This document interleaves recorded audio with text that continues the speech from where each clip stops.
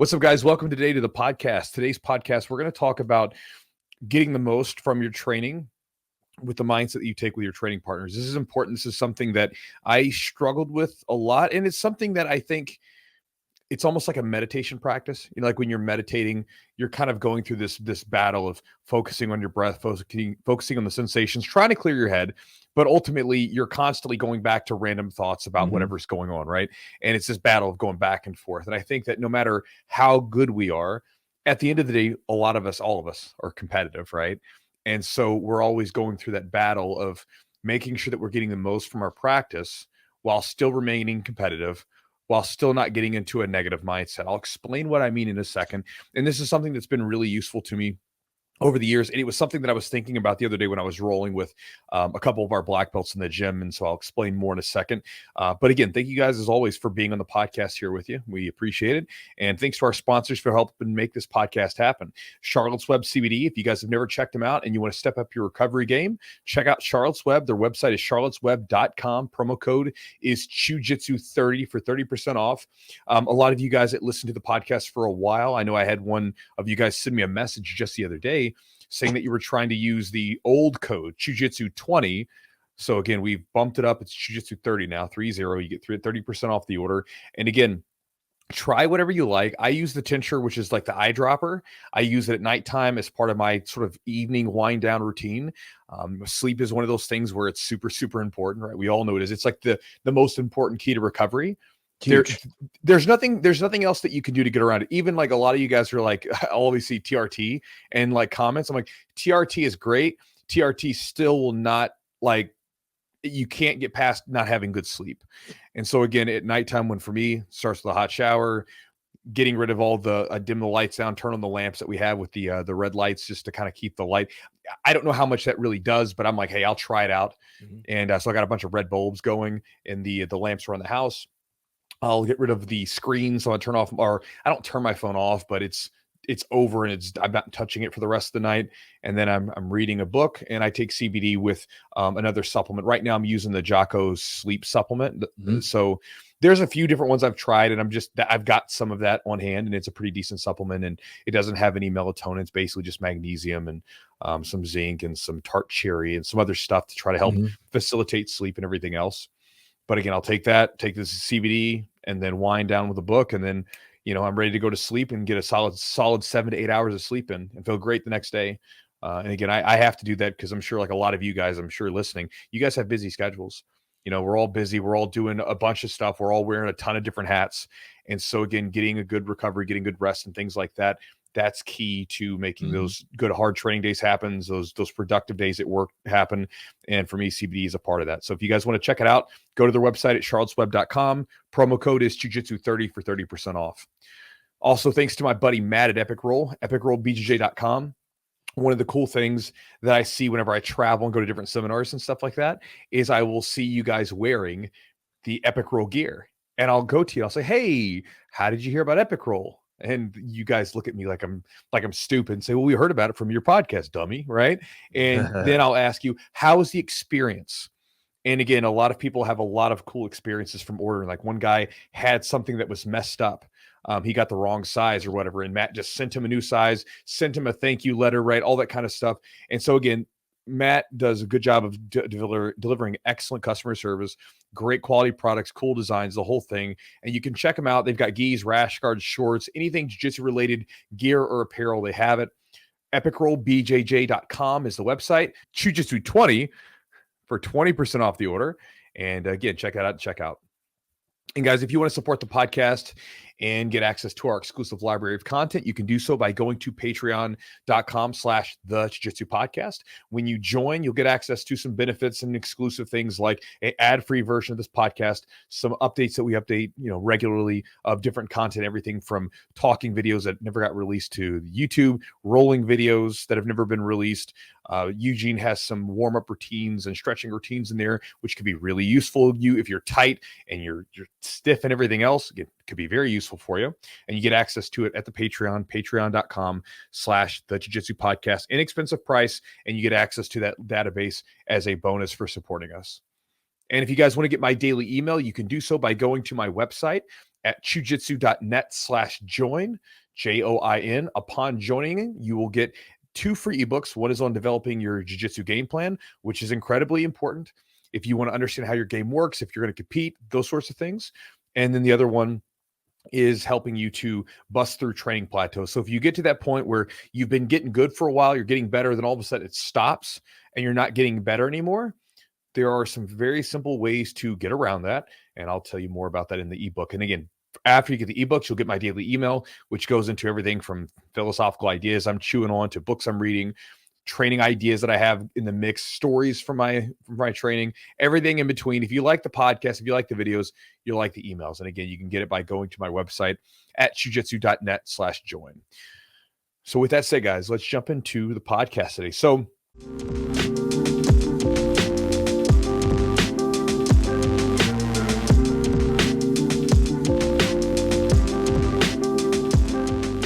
check it out. The other day I was rolling with one of the black belts and I was thinking about this idea because when I was rolling with the black belt, there's several different black belts in the gym that are very competitive with me, right? Like if I'm not careful, they're going to sweep me. They're going to catch me in some submission or something like that. Right. And so when I'm rolling with these guys, what's interesting is that I know what we're both up to, right? I know their game. They know my game. And in spite of that, we both know what we're doing. And we're both trying to use these techniques. And we're both playing a very technical game. I can tell that we're like, it's not really like, we are competing against each other to try to win, of course. But it's more of a practice. So for instance, with one of the guys in the gym, Mark, he's a great example. Mark has a half guard that he plays with a knee shield that is a royal pain in the acai to pass, right? it is tough to pass his damn guard. Very, very. And again, I can pass his guard if I start to get into like crazy fast scramble mode. But for the last year, right, to tell you how long I've been working on this, I've been trying to pass his guard slowly and methodically. Like I want to be able to take my time and pass his guard and not be in a rush. Because again, as I'm getting older, many of you guys have listened, I'm trying to change my game plan into more of an older man game plan. A lot of times when I was younger, I had a lot of scrambling ability, a lot of speed, misdirection. I'm trying to use some of that, but I'm really trying to make my game to where I can sort of go at a jogging pace, right? A good consistent pace. But because of proper positioning and grips, I can make the other person work harder. Whenever I get it's working very well, but whenever I get this stuff fleshed out, I'll teach more about it. I'm still working it out myself. But with Mark, I wanted to try to not use that scramble ability. And so he knows this, by the way. I've told him I'm trying to pass your guard slow. And so we get into these battles. And on some weeks, I'll get the better of him. I'll start passing his guard. I'm like, oh, I'm off to the race. I feel great.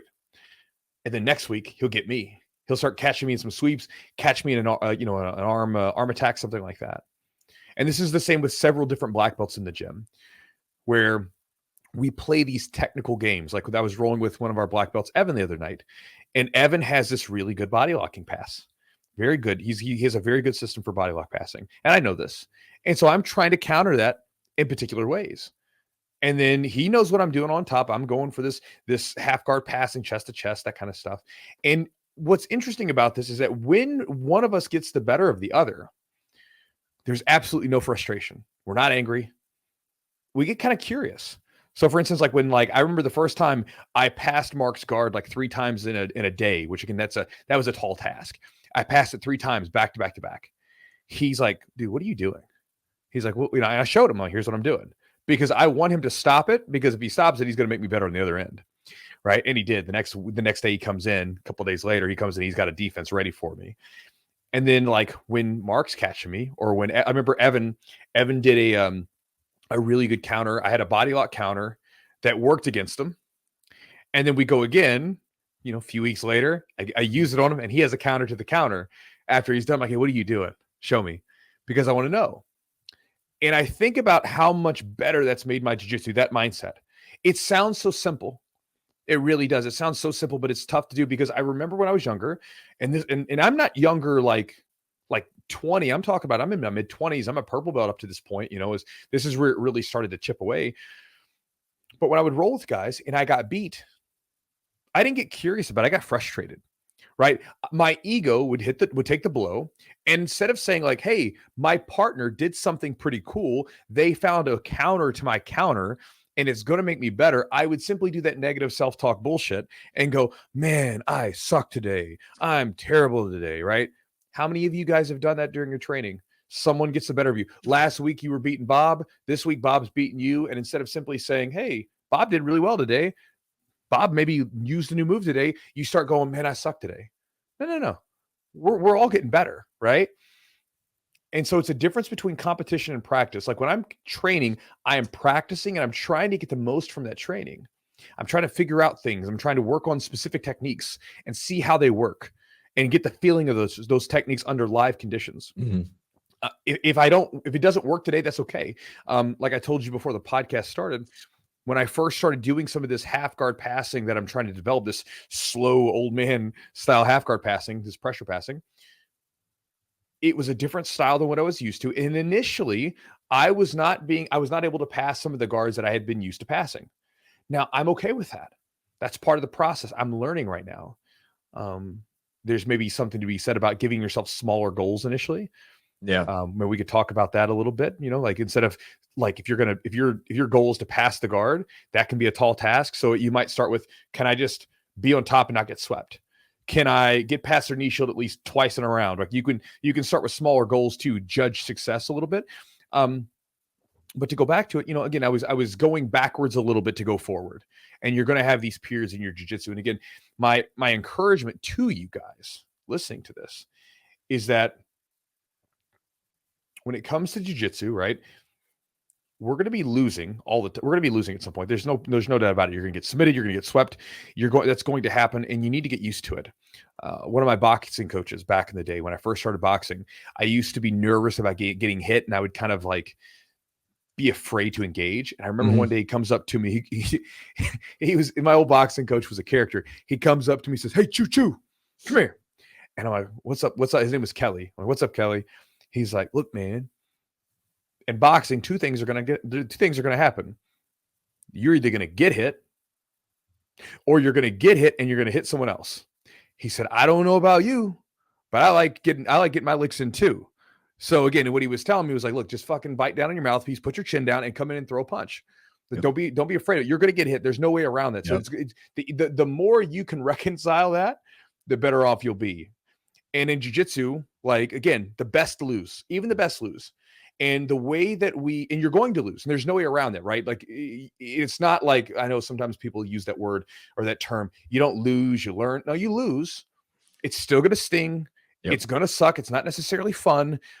But if you take the right mindset on it, a resourceful mindset on it, you can learn from it.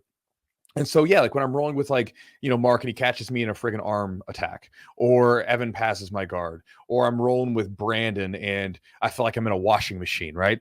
It just happens.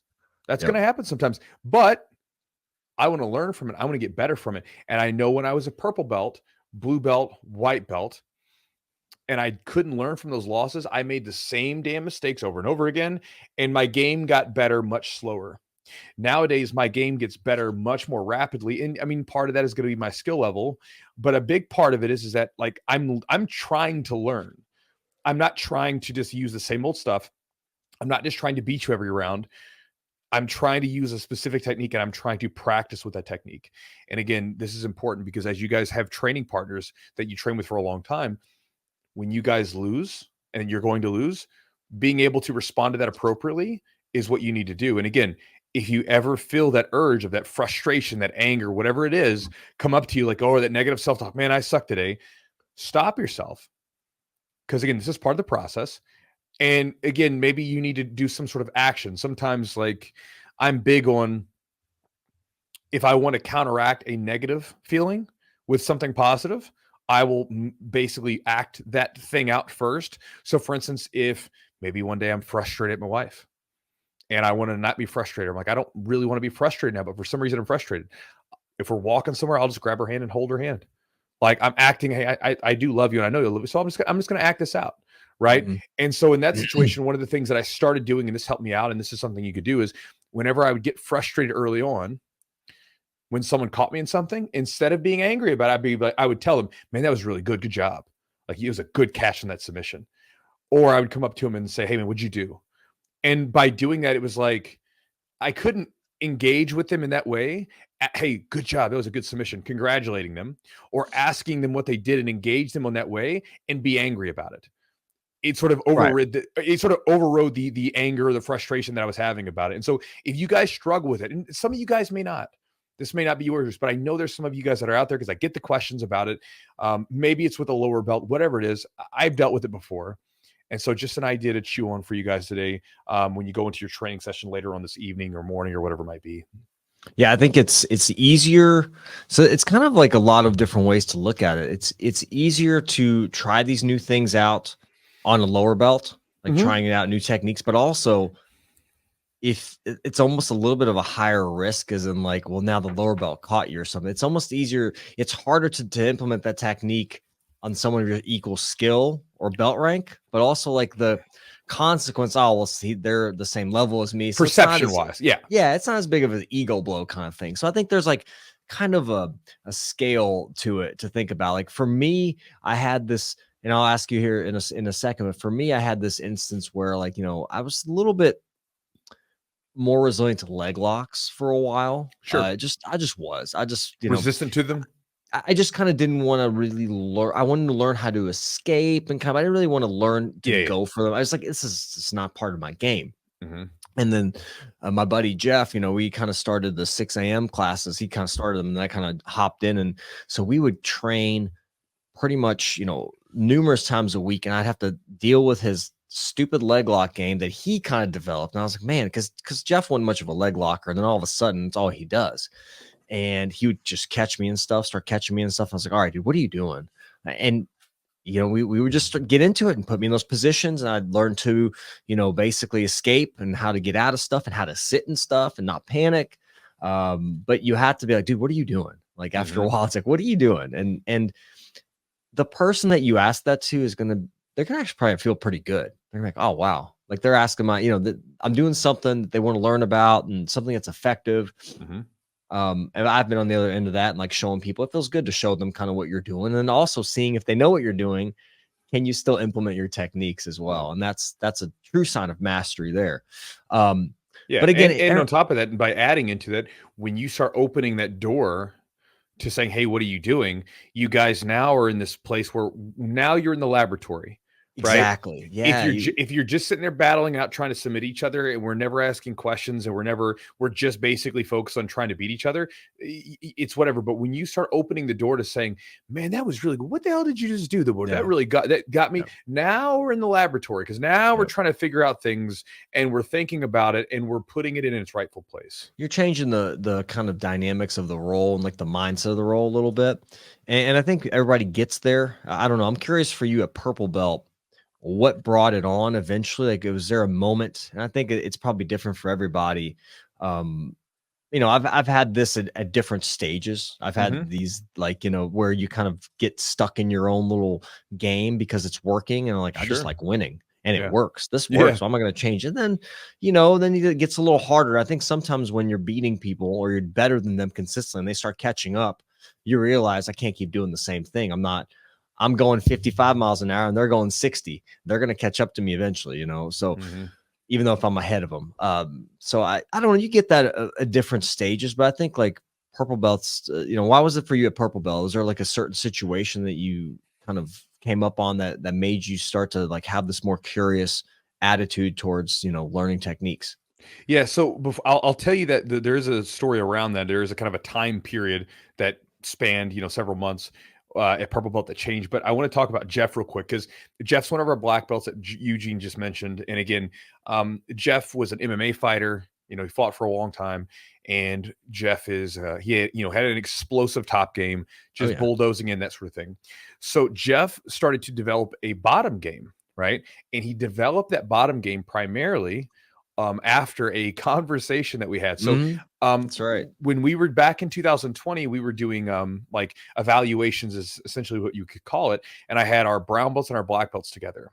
And I had Jeff rolling, and I would basically have him in different positions. And one of those positions was bottom. I'm like, all right, start on the bottom. Let me see what you got.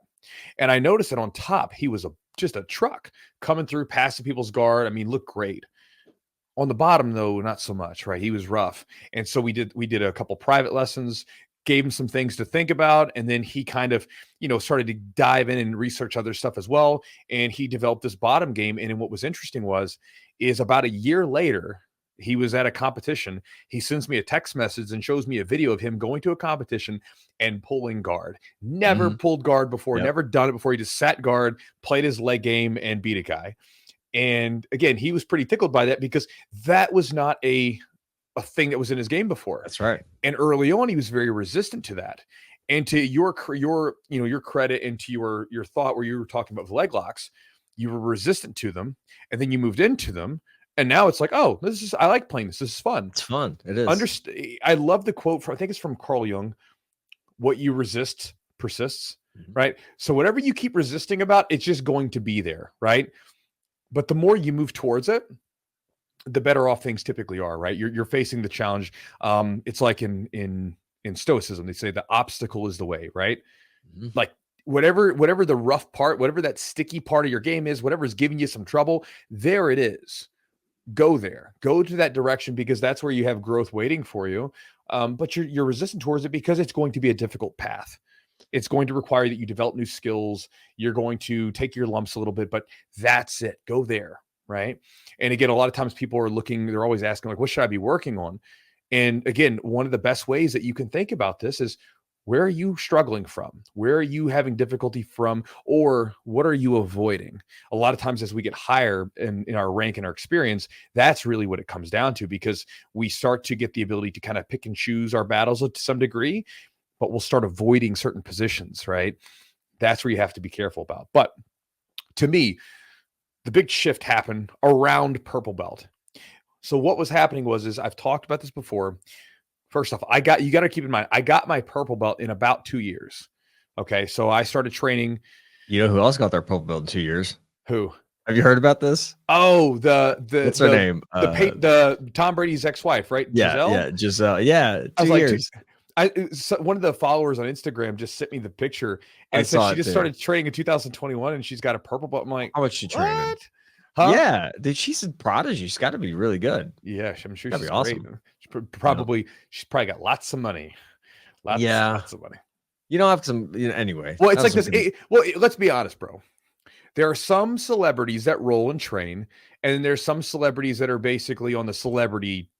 You know what I mean? They're doing the celebrity training regimen. Yeah. Yeah. You got like Tom Hardy, right? I mean, like Tom Hardy rolls. Dude, he's out there competing. Yeah. Look at freaking even Zuckerberg. I mean, he's out there competing too. He's out there doing it. I respect that, man. There's some respect to that, right? Again, like, with like Zuck, you might be like running on like a potentially evil company, but hey, whatever, man. Do your thing.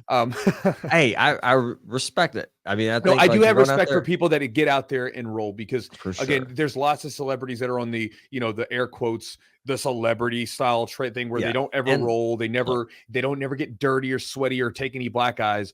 And then, even like Mario Lopez, I saw a picture of him the other day, and he had a black eye, like a busted eye from training. And then he's having to go do his show later on the day. They had to make up it. I love it, bro. To me, it's like, you're human. You're like one of us. Again, you're not like us because you live this incredibly like privileged lifestyle, whatever, good for you. I don't care. It doesn't bother me. But there's something about that where we have that connection of, we're exploring our physical boundaries and we're testing ourselves. And I know you're on the mat getting like dug into the dirt just like me. Yeah. And there's respect there. And so whenever I see the celebrities get their belts really fast, and you get to see like, there's never a picture of them like all sweaty and stuff. It's like, yeah, you train, but it's not the same thing, right? It's different. Again, I have no idea what she does for training, so I don't. She might be awesome. She might be a prodigy. She could be so good. She could be as good as BJ Penn, who got his black belt or his purple belt in 2 years. She could be. It's just probably not though. But anyway, it just again. Anyway, I'll stop talking shit. But anyway, going back to purple belt. What happened with me was, I came from a gym where basically we were all fighting, competing, and scrapping. Every day was a competition when you walked in. That's what was going on. And I've talked about this before, where my coach, I got a lot of good things from him. You know, I'll give him that. There was a lot of things that I did gain from him that I still take with me to this day. One of the things I didn't like, though, is when we were competing, or excuse me, when we were training, it felt like we were competing for almost like our father's attention, you know, because we're trying to beat each other up. And my buddy Rob, one of the black belts at our gym, we were both white belts at one point there. And we were talking about it. We're there like bashing each other in, trying to beat each other. And then, you know, if one of us lost, he would kind of almost snub us, like shun you. Yeah, you know, because or I remember one time at one of our buddies, Amsterdam. That's what he called him, Amsterdam. His name is Daniel. I don't want to say his last name. I don't need to do it like that. But he's from Amsterdam and cool guy, black belt. He's a black belt in Jiu-Jitsu, still there in Amsterdam. Some of you guys that go to the Globetrotter camps, I believe he's taught there before. But Amsterdam, you know, we would all have battles and stuff. And I remember Amsterdam, he experimented a lot. And sometimes he would, you know, you experiment and sometimes the experiments don't go well. Sure. And I remember one time where like our old coach kind of like, what are you doing, man? That's not going to work. And he even said to me, he's like, dude, this is the lab. This is where we're trying stuff out. And he was frustrated by that. And, you know, there's a time to compete. There's a time to practice. And I think about that environment made me really good competitively at the lower end. But the problem is that then when you start getting into purple belt, brown belt, and so forth, and guys are much more technical, my game was so small that if I couldn't get you into this very narrow sliver of jiu-jitsu, then I was out of my element. And so what happened was I started getting caught in submissions and sweeps and all these different attacks. And I was dead in the water. And so my coach, you know, he started to have me play from these positions. And literally, for lack of a better term, I don't want to say the competitiveness, because I've done very well competitively afterwards. But when I'm practicing, the like win or die mentality was kind of beaten out of me, because, you know, I would start in a triangle choke for a month, every roll, triangle choke. Bro, it sucked. I was tapping so much because I'm sort of stuck between someone's leg. I would only be allowed to submit people with leg locks. Because my leg lock game was terrible at the time, and he wanted me to get better with it. And so he said, okay. And this was at a new gym, right? Like when you switched. This is when I moved. Yeah, this is when I moved. So basically, and they told me, they're like, look, man, you need to expand your game. Yep. You know, I was a purple belt, and they're like, if you want to get purple belt, brown belt. And they knew I didn't care about brown belt, but they're like, just telling me, you gotta open up your game. And so when I started to open up the game, that's when all of a sudden I got worse for a while. My game dipped. You know, I went from beating everybody with the same 5 moves that I had, and then all of a sudden now my game's getting worse as I'm experimenting with new stuff. But then I got way better, and it gave me a better foundation of options. You can think about like let's say the top of a building, like, or a pyramid, right?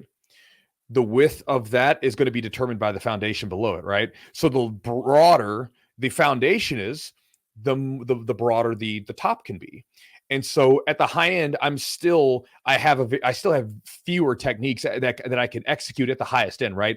But by opening up my ability to have a stronger, wider, broader foundation of techniques and available options to myself and understandings of positions and mechanics from different stuff, that then allowed me to have more options at the top. And so again, it was an important period. Now, this is still a struggle. This wasn't like, okay, I had an epiphany and voila, it was over. It was like, okay, cool. And then there would be periods where I would get really competitive, and sometimes I'd have to catch myself, you know, to like, hey, look, it's okay. You can relax, you know, like you don't have to win every round. And you know, even like with Brandon, you know, him being very is a phenomenal athlete. Very technical, great wrestler, great work ethic, all these things. He's like the perfect storm, right? When it comes to that kind of stuff. And when he first started training, I could kind of get the better of him. He would be a little wild and stuff like that, but I could control him. And then as he's gotten more technical, he's a pain in the butt. Oh yeah. I can still hang with him. That's fine. But I can't do to him what I used to be able to do to him. And he's getting better so fast. Now, you know, there's even a moment where I'm like, damn, he's getting the better of me today. He's choking me out from back mount. Yep. And I could feel that ego trying to like pop up and get angry about it. And then again, I think this is like I don't know if everybody gets better at this or if this is like a meditation thing, but you see it coming up and you say, oh, no, I'm not respecting that thought, that idea. Like, you stay down, man, that was a good choke, Brandon. High five. Good one, man. You got me. I'm gonna get you next time though. That kind of thing. Some of that's culture and coaching, like the culture at your gym and the coaching. Like, you have to have it wasn't like, let's put you and somebody else in the sand pit and see who walks out. One person is going to survive. It was more like a different learning environment for you when you change gyms. And I think it was okay for you to have some of that failure. We weren't going to get shunned if you failed. You know what I'm saying? You weren't going to get, like, you're not getting my attention now because that stuff's necessary. That loss and that friction and that, that stuff that makes you question, like, man, am I still good? Am I good at this? Am I decent? You have to question yourself a little bit, and like, but you have to be in a good environment. And sometimes it needs to be cultivated, by your coach. Sometimes it comes from yourself. Like, I think some areas for me, being a black belt or upper brown belt, when I started developing certain like aspects of my game that were kind of weaker, and I still dive back into, man, it's gonna be a tough role. I'm gonna do my A game kind of stuff. And it can come from within. But also, like, I think if you're a younger belt, like an early purple belt, or even like a decently seasoned purple belt, where you're still kind of trying to figure out the pecking order of the gym, because if you're a purple belt, you're right there in the middle. You should be able to beat most of the people, and then the upper belts they're gonna give you problems. So I think it's one of those things. If you have a good gym where you get some direction, like you gave direction to Jeff about, like, hey man, your bottom game, really, you're a black belt except for this huge gap, and you can fix it. And he did. Like, what I'm saying, you gave him that information and you let him kind of take hold, and you allowed that process to take hold, right? You're like, I know you're can probably get smashed a little bit, or this is going to happen. You're not going to do as well against some of these roles, but that's okay. This is what you need to do. And I think you do that because you were able to, experience that as well. And I think, again, there's always that resistance because we're competitive. We don't go to the gym to lose, we're not there to freaking get smashed. I don't want to get smashed. Right, of course. Nobody goes to the gym and says, "Man, I got smashed today." Sometimes we do because it's fun. Yeah, you have like a tough role, but right. But like, nobody goes to the gym. They're driving like, man, I can't wait to have some guy's sweaty armpit in my mouth and not being able to escape mount for 6 minutes. Nobody. It's what we go through sometimes. It's the same thing as like being a white belt and just being, the nail and being the nail, and all of us just keep showing up, keep working on it. And when you get better at jiu-jitsu, then you're like, you already have some of these elements to your game, but then there's maybe certain people that have your number.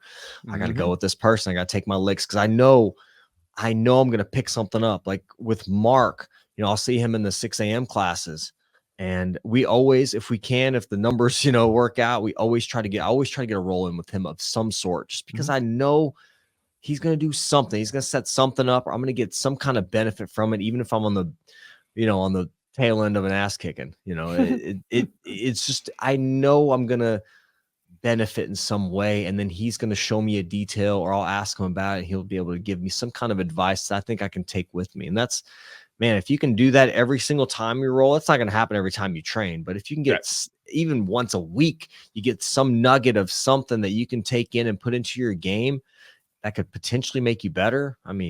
It's worth it.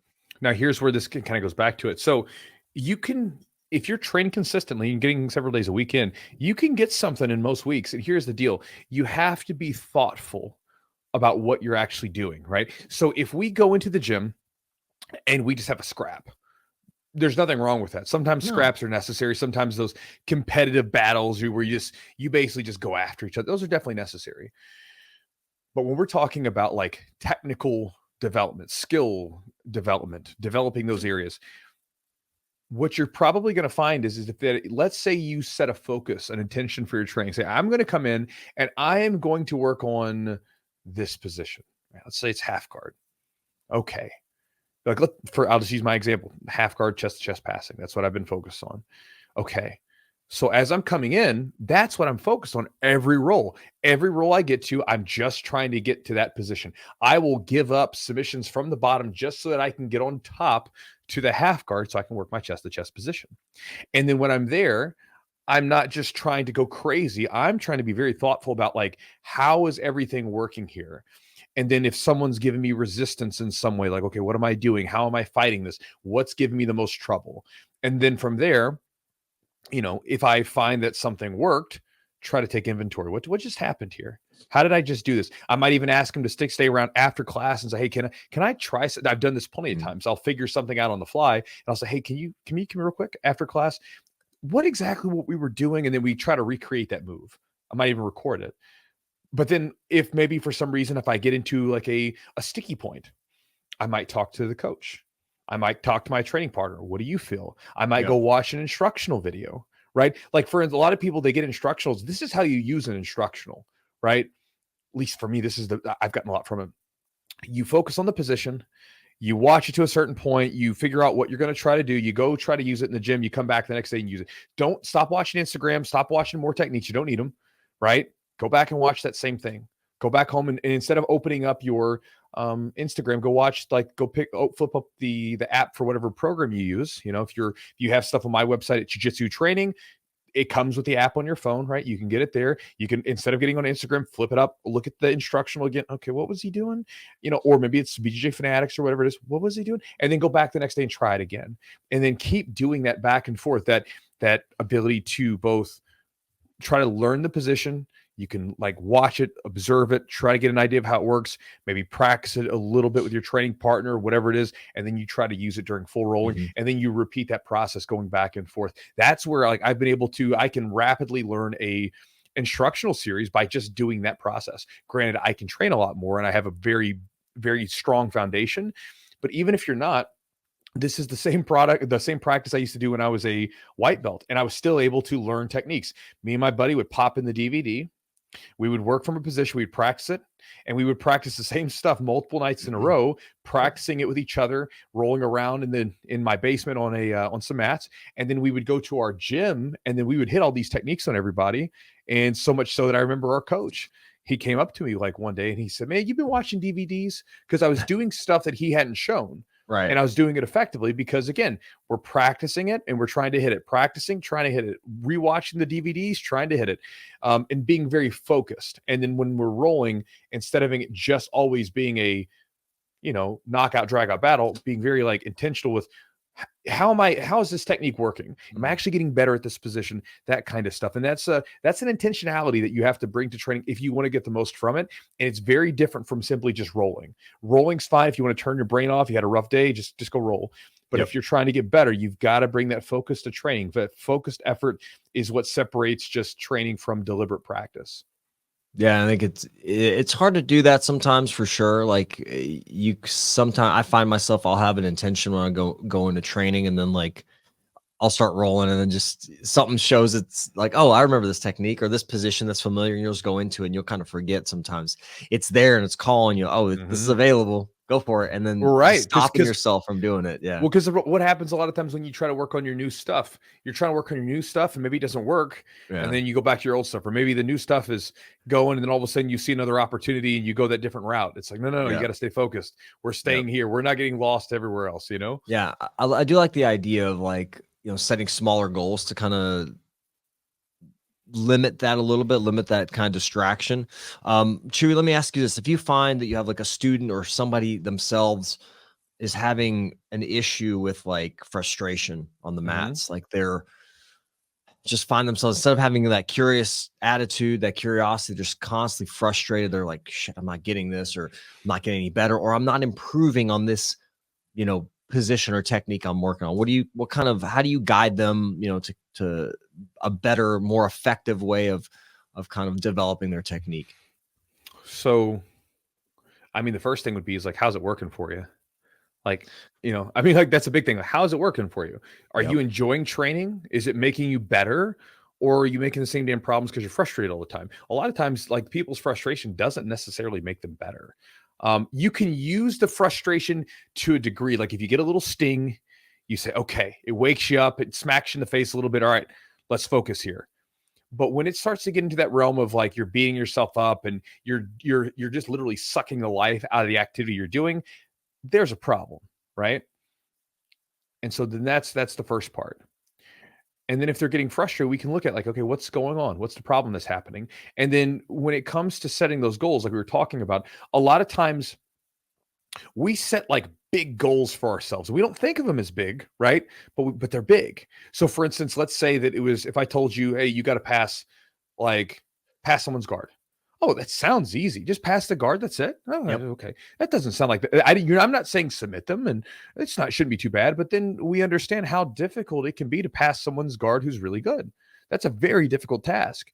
And so what you can do a lot of times this is something I do in like the business, right? So if my business partner, Joe, and I, when we're talking about the gym business, if we're sitting down with each other and we're trying to judge different metrics, there's so many different things that could be going on, right? So let's say, for instance, we have, our net profit. Okay, that's one. But then sometimes that goes down because maybe we did other stuff. Now, we could look at that and say, man, like our net profit went down this week or this month. Oh man, is something wrong? Mm-hmm. And then we could look at it and say, well, we spent, $3,000 having a guy come out for a seminar. We gave it away for free to the students as a bonus. And we had this huge event. Man, look at all of our students. They were very happy. Oh, we had an event where we had like 60, 70 people there. That was pretty good. Or I could look back and say, well, this was happening, but then, hey, we had a belt promotion. We had 115 people there. Or we could say, hey, we just had 2 boxing fights and we had 2 guys compete and 2 guys won. There's a million things that you can look at, with your stuff. And there's a lot of different goals that you can track. And so there's like a lot of times we get focused on these relatively big goals in jiu-jitsu.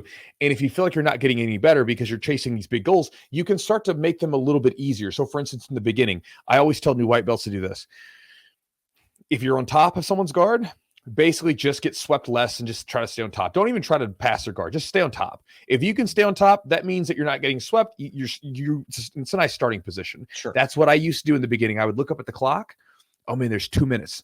Let's see if I can just last for 2 minutes. Or maybe I got swept 2 times in 2 minutes. Let's see if I can swept 1 today. From the bottom, be able to open your guard and reclose it. Open and reclose it, and just simply don't get past. That's it. Don't even try to really go for a submission. Just break posture and open and close and have some control, right? And then we can start to expand from there. And so again, like with the chest passing. All right, I'm in the knee shield position. Okay, was I able to clear the knee? That was my first goal. I'm not even worried about if I pass. I'm like, can I reliably clear this knee shield? Can I lay on the person? Can I wear them out? Can I clear the knee shield? And then there'd be some days where I'm just blasted through the knee shield and I'm passing. And there's other days where I'm going up against someone that's really tough and I can only get past their knee shield like maybe once or twice in a roll. But it's okay. That was what I was focused on. Yep. And I could judge that was success. Opposed to if I went into the roll with the guy and said, I have to pass his guard, and then I didn't pass it, like, oh man, I'm not getting any better. But then if I was to look at it and say, well, I got past his knee shield, so that's a step in the right direction, because if I can get past his knee shield, I'm eventually going to be able to work my way up chest to chest. And so the small goals thing is important. I think that a lot of times if you are struggling with this thing of I'm not getting any better, what you really need to do is take a step back and look at what you're doing and start to judge things on a much smaller scale. Like, are you getting the grips? Are you breaking the posture? Are you doing all these things that will eventually lead you to that point? Because if you are, then you're moving in the right direction. But again, some of these things like sweeping a person, passing their guard, submitting them, these are tall tasks. They're not easy. It's very difficult. And there's a lot of steps that are going to lead to that. And so I try to get the student to focus on those things. If I can get them to focus on those things, then they can have a much easier time, a much less frustrating time in jiu-jitsu. Yeah, little victories. I mean, you're getting some taste of victory a little bit, even if it's not that you're moving closer towards the ultimate goal. You're not, and you're right.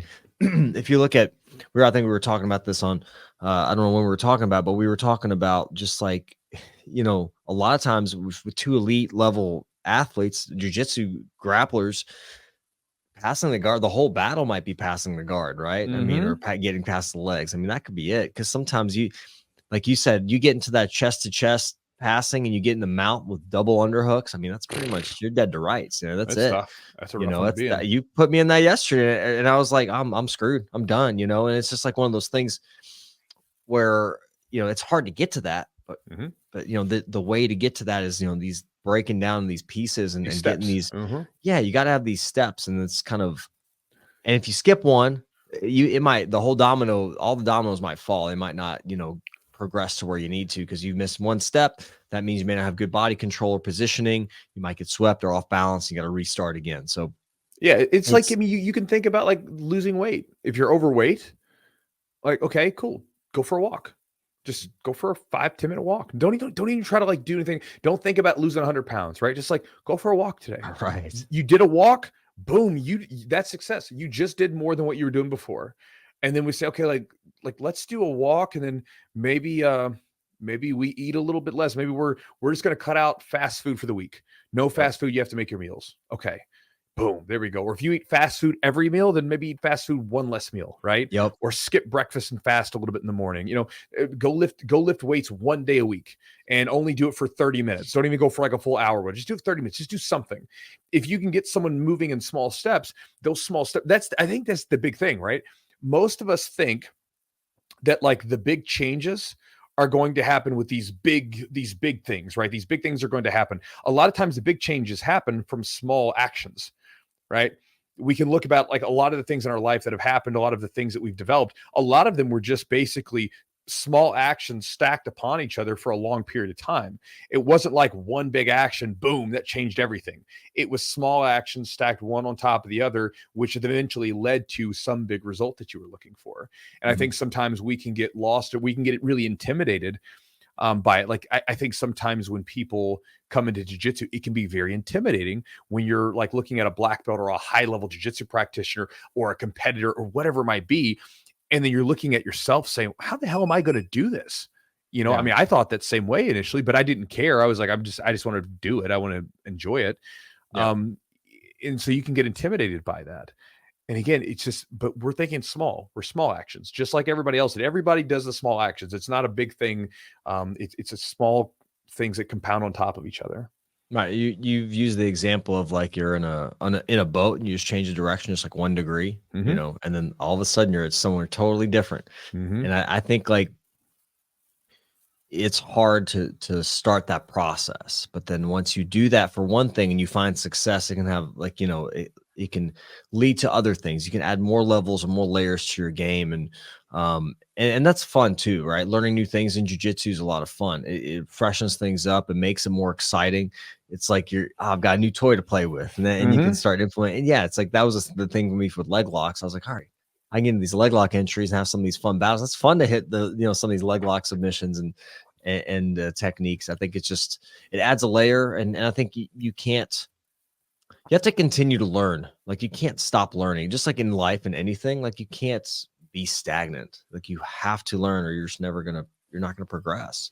And I think if you just do the same shit in jiu-jitsu over and over and over, like it can get boring. It can really just make it not as enjoyable. I think we all got into jiu-jitsu to learn, whether it's to learn to defend yourself or learn to like a martial art, whatever it is, build more confidence. It's constantly learning. I think that beginner's mindset we've talked about, white belt mindset, hopefully is kind of something you continue to keep with you. I think you lose that from time to time, but if you can rekindle that, I think it can be it can help you, I mean, immensely. Because I mean, I think at black belt you're still like I think you realize how much you don't know and how much more you have to learn, and you have the capacity to learn a bunch as well, because you have so much knowledge already of how to learn and how to develop skill. Yeah, you have a foundation of black belts so you can learn. And again, fun. That's something that like a lot of people go into training to have as fun, right? They want to enjoy it. Unless you're like competing professionally where you got to go in sometimes and it's not going to be fun. Most of you guys that are training, like you're hobbyists or you compete a little bit on the side and you do this for fun.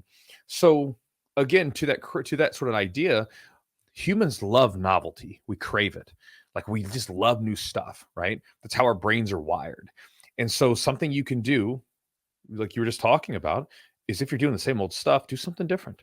Go pick a different direction to go in. Give yourself something new to focus on. Go buy an instructional, go watch some YouTube video, whatever it is that you want to do. Find some new stuff to work on, and then go focus on it. This will do two things. One, you'll be injecting some novelty into your game.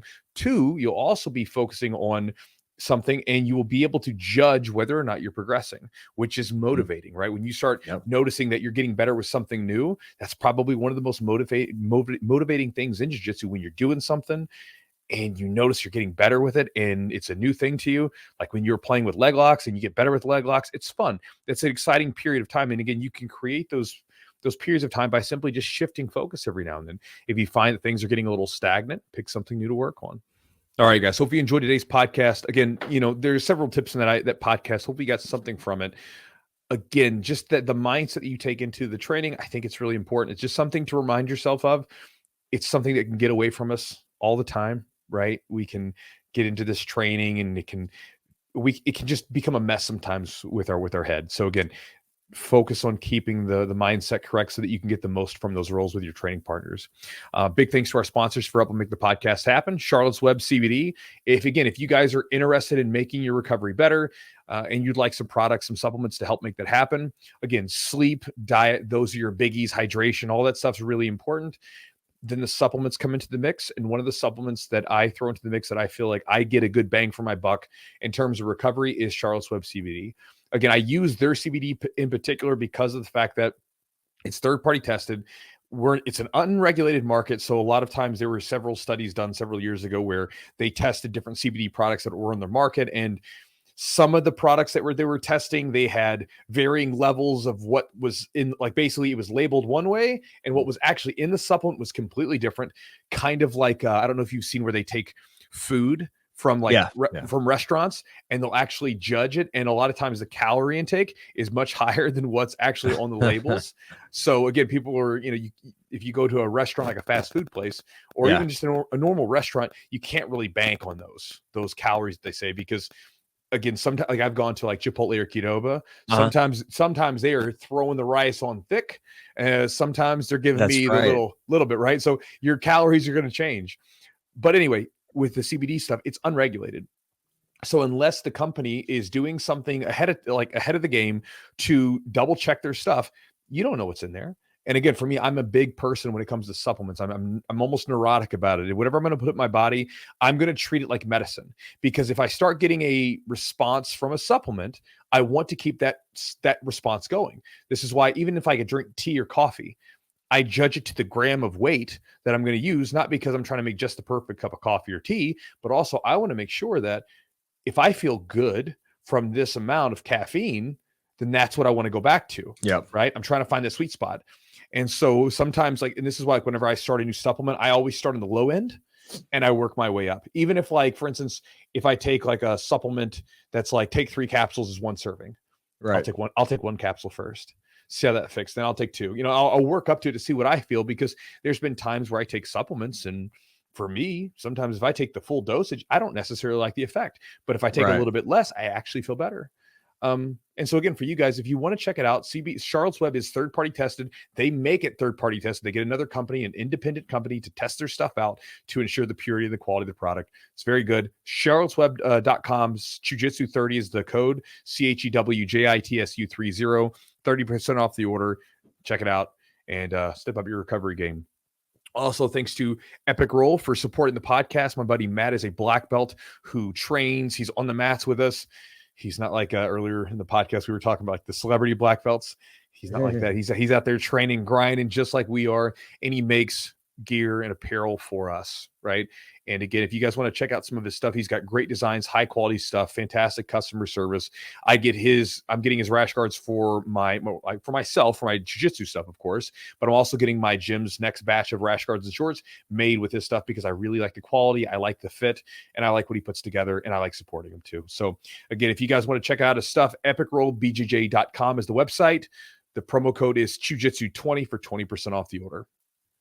And guys, if you want to support the podcast directly and get access to a library of content and some extra bonuses in return for your, patronage to the podcast, we would appreciate you. With the Patreon, it's an inexpensive price and you get a ad-free version of the podcast. You also get access to an exclusive back-end library with everything from spots with all of our guests that we've had on the podcast to rolling videos that have never been released, talking videos with me, chatting with you that have never been released, plus some additional content. If you want to check it out, you can get it at patreon.com/the Jiu-Jitsu podcast. It's not just Jiu-Jitsu podcast, the Jiu-Jitsu podcast. And check it out. And guys, if you want to get my daily email, which goes into everything from the philosophical ideas I'm chewing on to training ideas and stories to books I'm reading, whatever it might be. If you like the podcast, if you like the videos, you'll like my daily emails. And again, it's at chewjitsu.net/join, JOIN. And when you join, you'll also get 2 free ebooks. One is on developing your jiu-jitsu game plan, which I've seen my students use, and I've seen, has happened more than once. I've seen competitors at tournaments use, and they've come up to me showing me, hey man, check it out. I just won gold at the tournament. Check it out. I use the jiu-jitsu game plan. And it's super simple, by the way. I'm going to show you how to do this. It's like 2 pages. It's not very long. So it's not like this big 100-page thing. It's very simple to make a game plan, but it can be some of the most useful time that you've ever spent, because it'll help you get an idea of how your game works, what you need to work on to maybe fill those holes in that game plan, or possibly what you should be drilling when you get ready for your competition. And then likewise, you'll also get access to a book on developing some focus to your jiu-jitsu, which kind of goes along with the theme that we were talking about today. And again, if you guys want to get those, jiu-jitsu.net/join. And so again, Des, thank you so much for joining us today. I hope you guys had a good time listening to the podcast. And as always, we appreciate you listening. And we'll talk to you next week.